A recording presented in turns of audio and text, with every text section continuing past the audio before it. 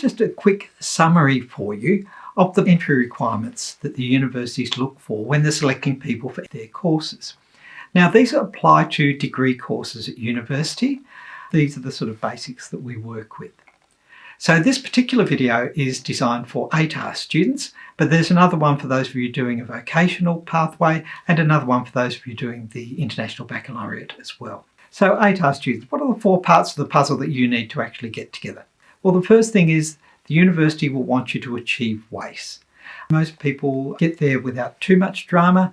I know schools do a lot of work with you, making sure that you get through and that you've satisfied all the requirements for WACE. So it's usually not a huge problem for most people. The second part of the puzzle is to satisfy the university's English language requirements, and this can be a little bit more challenging. So what the universities are looking for from ATAR students is a scaled score of 50 or more in one of the English ATAR subjects. So that might be English ATAR, it might be Literature ATAR, or English as an additional language or dialect ATAR. The scaled score of 50 is the benchmark. So if you get that, terrific, you've satisfied that requirement. But what happens if you don't achieve that scaled score of 50?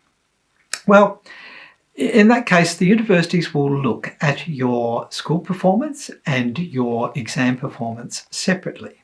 So if you've done quite a bit better in one of these than the other and reached a certain threshold there, then the universities will concede English for you. And so you'll be able to go through without any problems. Edith Cowan University will also look at your letter grades and assess you for English entry based on that. If all of that fails, if you haven't satisfied any of those requirements, the good news is that TISC will invite you to sit a second chance English test just after the results come out. Now, the good thing about that test is that it's not a really difficult test to pass, so most people do actually satisfy the requirements by completing this test if they have to sit it. But the downside is there are only a couple of sessions of that test available. It's only held in Perth, unfortunately, because we're on a pretty tight timeline, and it happens right in the middle of just after Christmas, New Year, holiday kind of season, so it's not a great time of year to do a test. So make sure you don't give up on your English studies. It might not be your strongest subject, but so long as you get over that threshold, you'll satisfy this requirement.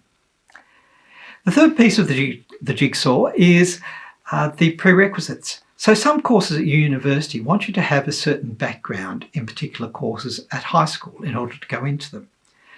Now, what happens if you've changed your mind since year 10 and so you're now looking at a course that you're interested in, but you don't have some of the subjects that the university would like you to have? If that's the case, have a chat with the university concerned. It may be that they have a bridging course in that particular subject that you can take actually at university. So this might not be immediately obvious to you, but the people at the university would know all about what the possibilities are. So it's a really good idea to have a chat with them and to find out what your options are if that's your situation. If you've satisfied all that, then the final part of the puzzle is your academic performance. And this is where your ATAR comes in. So all of the universities have various ATAR thresholds for the vast majority of their courses. So that will be your ATAR or your selection rank if you're eligible for one of the adjustment factors, which we talk about in another video. So they'll assess you for entry based on that.